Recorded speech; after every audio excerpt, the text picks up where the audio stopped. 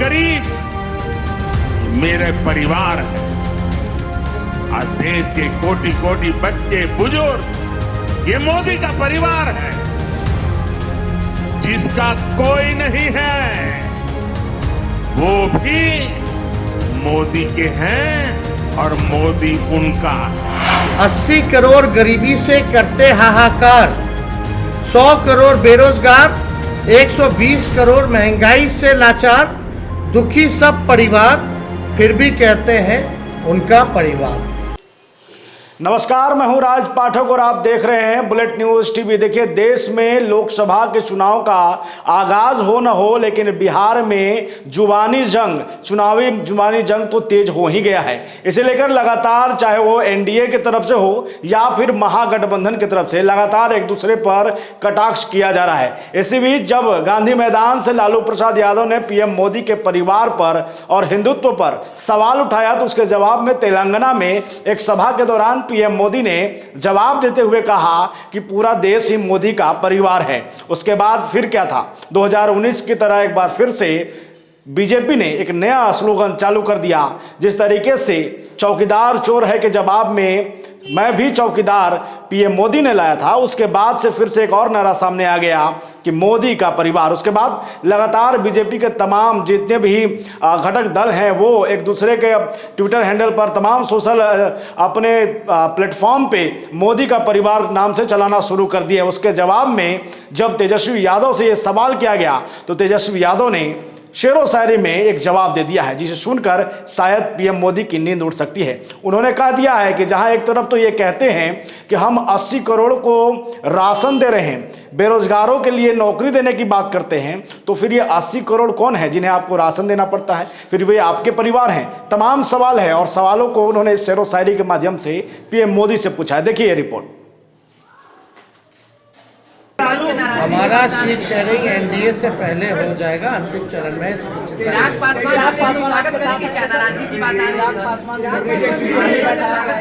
इसमें हमको क्या कहना, हमको तो कहीं जाना है नहीं, हम तो जहाँ हैं वहीं हैं। जिनको आना होगा वो ना बताएंगे, तब की बात है। ब्रिजभूषण शरण सिंह ने कहा है कि मैं भी मोदी का परिवार हूँ। ब्रिजभूषण शरण सिंह, जितने महिलाओं का शोषण का आरोप है, उन्होंने भी कहा कि मैं भी मोदी का परिवार हूँ। अब देखिए, अब इस पे ज़्यादा कुछ तो हम नहीं कहेंगे, लेकिन हम इतना ज़रूर कहेंगे, 80 करोड़ गरीबी से करते हैं हाहाकार, 100 करोड़ बेरोजगार, 120 करोड़ महंगाई से लाचार, दुखी सब परिवार, फिर भी कहते हैं उनका परिवार। दोबारा हम पढ़ देते हैं। 80 करोड़ गरीबी से करते हाहाकार, 100 करोड़ बेरोजगार, 120 करोड़ महंगाई से लाचार, दुखी सब परिवार, फिर भी कहते हैं उनका परिवार। मतलब मुद्दे की बात होनी चाहिए। पिछले बार चौकीदार हो गए थे, अब जो है परिवार हो गए हैं। ये इससे नहीं, आपको बताना होगा कि आपने कितने रोजगार दिए, आपने कितने कारखाने दिए, आपने महंगाई कम किया कि नहीं किया, आपने पलायन रोका कि नहीं रोका, आपने क्या इंडस्ट्री निवेश बिहार के लिए क्या लाया। आपको इस मुद्दों पर जो है कितनी गरीबी आपने हटाने का काम किया, आपको इन मुद्दों पर जो है लोगों को बात करनी चाहिए। एक कैंपेन शुरू हुआ, मैं भी चौकीदार। अब लालू जी के भाषण के बाद परिवारवाद पे फिर से एक कैंपेन शुरू हो गया, मैं मोदी का परिवार। क्या लगता है कि फिर से 2019 रिपीट होने वाला है? चलिए, अब आप लोग मानते तो हैं लालू जी के बात का असर पड़ता है, बट वो अब हर जगह तेलंगाना में भी आज उन्होंने कहे, उनका कहना है, लेकिन क्या हालात है इस देश के, जो वो कह रहे हैं उनका परिवार। क्या किसान के लोग लाठी से पिटा रहे हैं, क्या वो उनका परिवार नहीं है? अपने परिवार के साथ कोई इस तरह का काम करता है क्या? पिटवाने का, मिलने का समय नहीं है किसानों से। क्यों नहीं मिल रहे भाई? क्या किसान खाली कहने के लिए परिवार है? कथनी अकड़नी में तो अंतर है। तो कह दिया तो स्पेसिफिकली हम लोग जा करके फिर लाएंगे। अब तो कम से कम स्पीकर साहब को निर्णय ले लेना चाहिए ना। रैली में जो भीड़ आया है उसको लेकर भाजपा कह रही है कि पैसे पर बुलाया गया है, जो कि भाजपा के लिए क्या है। ठीक है, उनकी मर्जी। एक बार फिर सब जितना लाखों लोग आए ना, सबके यहाँ ईडी सीबीआई भेज दे, बता देगा लोग। 10 लाख से ऊपर जो लोग आए हैं, जरा सबसे पूछताछ कर ले। लालू जी ने संतान नहीं है, लालू जी ने कहा संतान नहीं है और वो हिंदू नहीं है। हिंदू नहीं है, लालू जी ने ये कहा कि उस पर भी नाराज है संतान नहीं है और वो हिंदू नहीं आपको है। एक बात समझना पड़ेगा। सवाल ले, हाँ पूछिए। जैसे लालू जी ने बयान दिया हिंदू नहीं है, उनको संतान नहीं है। पूरे बिहार में हम लोगों ने यात्रा किया, जन विश्वास यात्रा, और हर जगह जो है लोगों का हुजूम, जगह जगह भर रास्ते, चाहे दिन हो, रात हो, सुबह हो, शाम हो, लोगों का आशीर्वाद, प्यार और विश्वास और ताकत लोगों ने दिया। इसके लिए हम सभी बिहार की जनता को धन्यवाद देते हैं आप लोगों के माध्यम से। और मात्र 10 दिनों के अंदर, यानी आप समझिए कि पिछले माह के 22 तारीख को ही हम लोगों ने ये तय किया था कि रैली हम लोग करेंगे, और 3 तारीख को रैली की गई। यानी केवल 10 दिनों के अंदर जन विश्वास महारैली हम लोगों ने किया। रैली के दिन खराब मौसम के बावजूद भी लाखों लाख के तादाद में लोग जुटे। एक ऐतिहासिक और एक सफल रैली का आयोजन किया गया, और आने वाले 2024 के चुनाव को देखते हुए बिहार की धरती ने एक ऐतिहासिक रैली के माध्यम से पूरे देश में संदेश दिया कि हमारा जो गठबंधन है, महागठबंधन, इंडिया का गठबंधन, ये मजबूत है और आने वाले समय में बिहार से हम सब लोग चौंकाने वाला रिजल्ट देंगे। लोगों का जिस हिसाब से उत्साह था, एक एनर्जी थी, एक वाइब्रेंट रैली आप कह सकते हैं था। बारिश हो रहा था लेकिन सुबह से लोग डटे हुए थे। शाम में 4 बजे रैली खत्म हुई, कोई जो है मैदान से हिला नहीं। जितना मैदान में लोग थे उससे ज़्यादा सड़क पे लोग थे। तो एक ऐतिहासिक रैली हुआ। उन तमाम जनता को हम धन्यवाद देते हैं, सभी महागठबंधन के पार्टियों को, उनके नेताओं को, कार्यकर्ताओं को भी हम धन्यवाद देना चाहते हैं। लेकिन सवाल उठता है कि ये सरकार बनी है केवल हम लोगों को गाली देने के लिए। कोई भी एक निर्णय जो है ये सरकार ले नहीं पा रही है।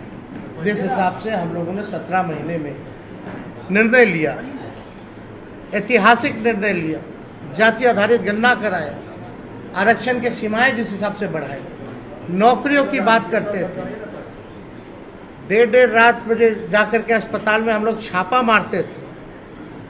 तो कहीं भी जो मौजूदा सरकार में लोग जो बैठे हैं उनका इंटरेस्ट जो है केवल लालू जी और उनके परिवार को गाली देने में ही है। 1-1.5 महीना से कोई काम नहीं हो रहा, और जो बजट भी आया वो बजट में हम ही मंत्री लोगों का साइन था। जो केवल भाजपा के वित्त मंत्री जो हैं वो पढ़े, वो हम ही लोगों का काम का गुणगान जो है वो लोग कर रहे थे। ये बजट में देखें तो कैबिनेट में सबसे ज़्यादा मंत्री राष्ट्रीय जनता दल के कोटे के थे, कांग्रेस के थे।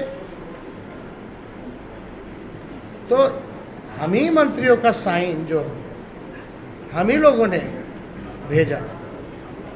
खैर ये बातें अलग हैं, लेकिन हम लोग पूरी मजबूती के साथ आने वाले चुनाव में हम लोग लड़ेंगे।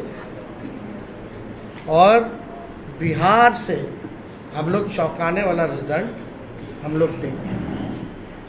तो इसीलिए आप सब लोगों को हम आज बुलाएं ताकि आपके माध्यम से हम लोग बिहार की जनता को धन्यवाद दें, चाहे कोई वर्ग के हो, कोई जाति के हो, कोई धर्म के हो, सभी लोगों का पार्टिसिपेशन इस रैली में रहा। तो इसलिए आप सब लोगों को भी यहाँ धन्यवाद देते हैं। अब कोई सवाल होगा तो आप लोग बेशक। आज भी जनसभा में लाखों की भीड़ हुई, लेकिन भाजपा कह रही है भीड़ से कुछ नहीं होगा, वोट चाहिए चुनाव के लिए। वोट आप लोगों के पास नहीं है, ये बातें भी आई। काहे हम लोग सबसे बड़ा पार्टी बन के आए, प्री पोल में सबसे बड़ा अलायंस बन करके आए। तो बेईमानी नहीं होता, चंडीगढ़ जैसे तो सरकार बना लिए थे हम लोग तो 20 में।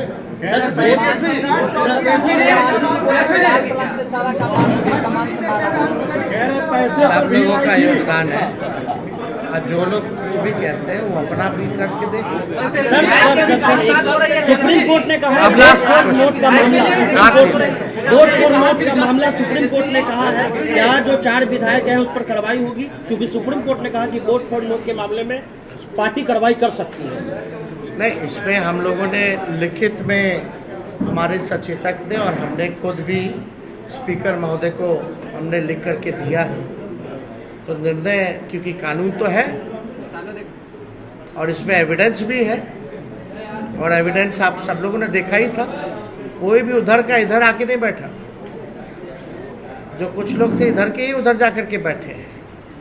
ये तो सबसे बड़ा एविडेंस है। और परंपरा के हिसाब से वोटिंग के टाइम में जिसको जहां सीट अलॉट होता है उसको वहीं बैठना पड़ता है। तो इतना बड़ा सबूत है, तो हम तो लिख करके दिए हैं, कार्रवाई तो होनी चाहिए। अब अगर कुछ निर्णय नहीं ले पाते हैं स्पीकर महोदय, तो हमारे पास रास्ता खुला हुआ है। मुद्दा साफ यहाँ खड़ा है, गरीबी, बेरोजगारी। ये क्या है? लालू जी ने एक बात नहीं की, बहुत बातें की, लेकिन एक बात तो सही है कि अभी तक सही से जवाब कहाँ कोई दे पाता। इस पे हम ज़्यादा टिप्पा टिप्पणी नहीं करना चाहते हैं। हम लोग भी सब परंपरा को मानने वाले लोग हैं, हम लोग भी हिंदू हैं, हम लोग भी पूजा पाठ करते हैं, हमारे घर में भी मंदिर है, सुबह शाम वहाँ आरती होती है। तो इस तरह कोई बात धार्मिक को लेकर के एजेंडा नहीं हो सकता। लेकिन हाँ, अगर हमारे भी घर में कोई किसी की मृत्यु होती है तो हम लोग बाल मुड़वाते हैं, हम लोग दाढ़ी छिलवाते हैं, हम लोग अपनी बेटी का मुंडन हम करा के आए, तो हम लोग तो फॉलो करते हैं ना। लालू जी ने तो बस यही पूछा, तुम इतना प्रचार करता है, नफरत फैलाते हैं, उकसाते हैं लोगों को, धार्मिक भेदभाव आप कराते हैं, आपस में राम और रहीम के बंदों को लड़ाते हो, तो आप क्यों नहीं मुड़वाएं? इतना बड़ा आप अगर बात करते हैं तो आप क्यों नहीं मुड़वाएं? यही तो बात थी।